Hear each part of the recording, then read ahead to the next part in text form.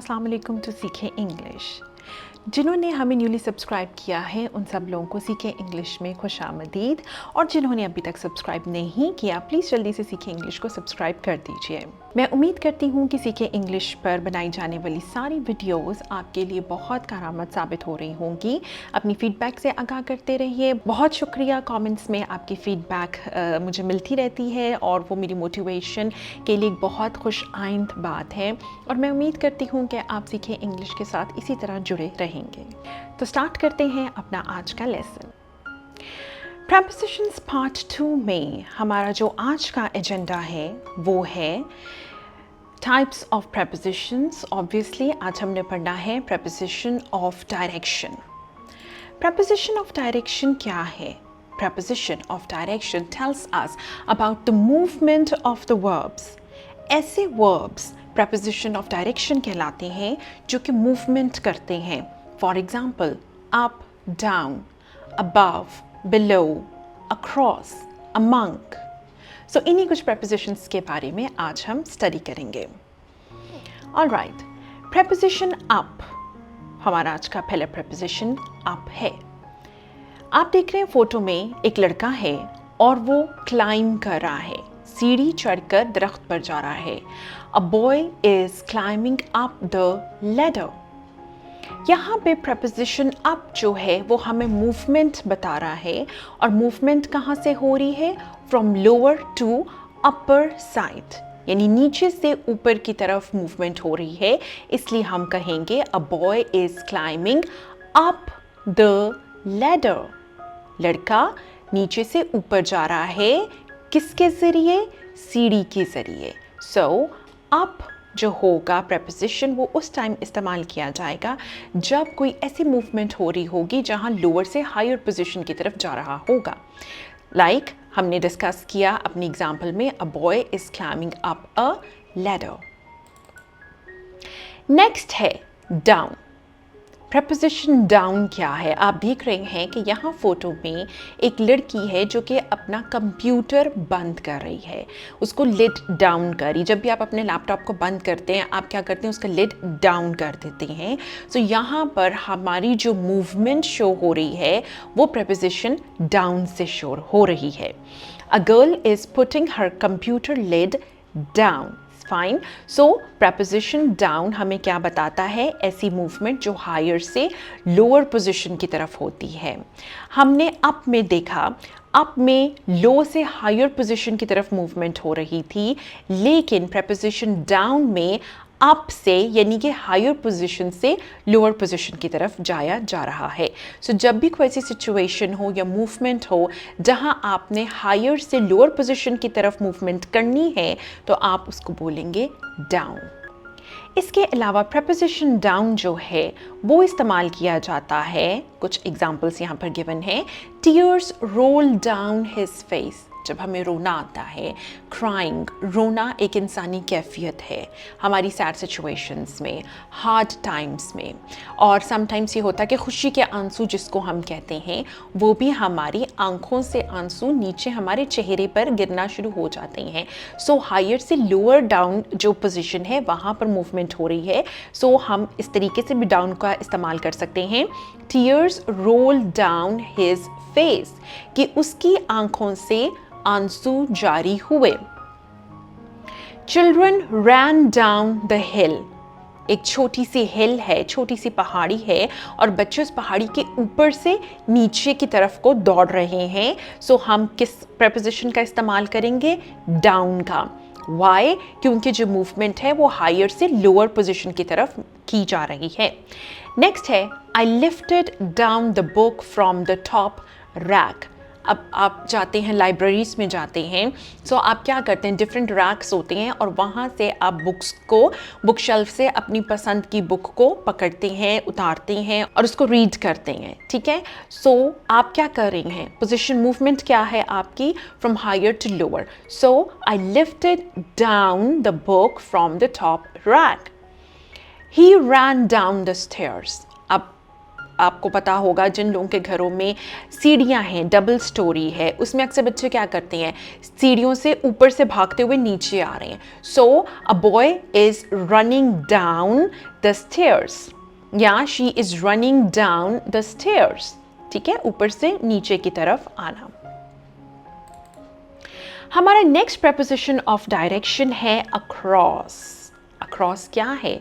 इस फोटो में क्या है, एक सीनरी है और उसके ऊपर एक ब्रिज नज़र आ रहा है, एक पुल नज़र आ रहा है. ठीक है, सो अक्रॉस का क्या मतलब है?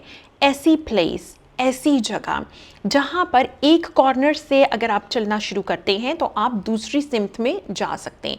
यानी कि एक सिमत से चलकर आप दूसरी सिमत में जा रहे हैं. That will be across. Fine. For example, a wooden bridge is built across the river. Across the river यानी कि यहाँ पर भी खुश्की है, इधर भी खुश्की है, लेकिन सेंटर में रिवर है. अब इस सिमत में से, रिवर की इस सिमत में से दूसरी पार जाने के लिए हमें किस चीज़ की ज़रूरत है? एक कनेक्टिंग वे की, एक रास्ते की. और वो कनेक्टिंग वे कौन बनाता है? ब्रिज बनाता है. So by going through this bridge you can go across the river. Fine. A preposition across tells us about the movement to the other side of something which has sides. For example, आपने सड़क cross करनी है, आप एक footpath पे खड़े हुए हैं और आपने दूसरी सिमत की तरफ जाना है, तो आप क्या करेंगे? Fine. You need to cross the road, or I want to cross the road. I want to cross the road. So इसमें क्या होगा कि आपने जब एक सिमत से चल जाना है और क्रॉस करना है किसी चीज़ को दूसरी जानिब जाने के लिए, so हम वहाँ पर across का preposition जो है वो इस्तेमाल करेंगे. इसके साथ साथ across का preposition इस्तेमाल हो सकता है An airplane is flying across the country. अब ये जहाज़ है और नीचे सारी कंट्री की फ़ोटो है. अब ये क्या कर रहा है? ये उस सिमत में से आ रहा है और ये इस सिमत को जा रहा है. ठीक है, सो an airplane is flying across the country. I'm sure कि यहाँ तक चीज़ें क्लियर हैं across को कैसे इस्तेमाल करना है. Next is above. हमारा next preposition of direction क्या है? Above. Above का क्या मतलब है? यहाँ पर एक फ़ोटो मैंने आपके लिए लगाई है और इसमें कंपैरिजन है. ये above है और ये below है. किसी भी चीज़ का ऊपर होना निचली सतह से हम उस वक्त इस्तेमाल करते हैं preposition of direction above. For example, दो बच्चियां हैं और एक बच्ची बुक्स के ऊपर बैठी हुई है और दूसरी फ्लोर पर लेटकर बुक पढ़ रही है. सो जो बुक्स के ऊपर बैठी है उसका डिस्टेंस देखें, वो ऊंचाई पर है, और जो बच्ची नीचे है वो क्या है? वो नीचे है, और बुक्स के ऊपर जो बच्ची बैठी है उन दोनों के दरमियान एक फासला है, यानी ऊंचाई का, और वो नीचे है. ठीक है, सो जब भी इस टाइप की सिचुएशन होगी तो हम क्या कहेंगे? The girl is sitting above.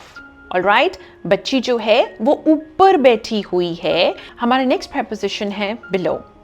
Anna is lying below and reading a book. Anna जो है वो फर्श पर लेटी हुई है और क्या पढ़ रही है? बुक पढ़ रही है. सो इस सिचुएशन में हम जो बच्चा नीचे है उसको हम कहेंगे below. Next preposition of direction है behind. हम अक्सर ये वर्ड यूज़ करते हैं और अक्सर इस preposition का इस्तेमाल बहुत ज़्यादा किया जाता है, मगर कहीं ना कहीं हम कंफ्यूज रहते हैं कि इसको हमने यूज़ कैसे करना है. सो behind का मतलब होता है किसी भी चीज़ के पीछे से, दरवाजे के पीछे से, दीवार के पीछे से, सोफ़े के पीछे से, कुर्सी के पीछे से. फाइन. सो यहाँ पर देखें, एक फ़ोटो है दीवार की और पीछे तीन बच्चे जो हैं वो देख रहे हैं. सो हम यहाँ पर क्या कह सकते हैं? Children are behind the wall. Fine. और you can say that Saima is watching us from behind the door. Fine. Or the mouse is behind the door. The lizard is behind the cupboard. कुछ भी आप यहाँ पर use कर सकते हैं, ऐसी चीज़ जो किसी चीज़ के पीछे हो, behind हो. All right. Next हमारा preposition of direction है among. Among का क्या मतलब है? फोटो आपको बता रही है कि ग्रुप ऑफ चिल्ड्रन है और उसमें एक बच्चा खड़ा होकर कुछ रीड कर रहा है. So sentence will be Jack is standing among a group, or I am walking among people, or I am walking among a group, or I am sitting among people. Right? Among का preposition हम उस वक्त इस्तेमाल करते हैं जब हमारे इर्द गिर्द दो से ज़्यादा लोग मौजूद होते हैं. सो तब हम क्या इस्तेमाल करते हैं? Among इस्तेमाल करते हैं. She is sitting among people. Jack is standing among a group. दो से ज़्यादा लोगों के दरमियान जब कोई मूवमेंट होती है तो उसमें हम among का preposition इस्तेमाल करते हैं. और जब दो लोगों के दरमियान कोई बात हो रही है, कोई डिस्कशन हो रही है, तो तब हम preposition इस्तेमाल करते हैं between. All right? The discussion between Anna and Jack was over. तो ये था हमारा आज का lesson prepositions part 2. prepositions part 3 के लिए stay tuned to सीखें इंग्लिश. सब्सक्राइब कीजिए, लाइक कीजिए और चैनल को शेयर कीजिए. See you.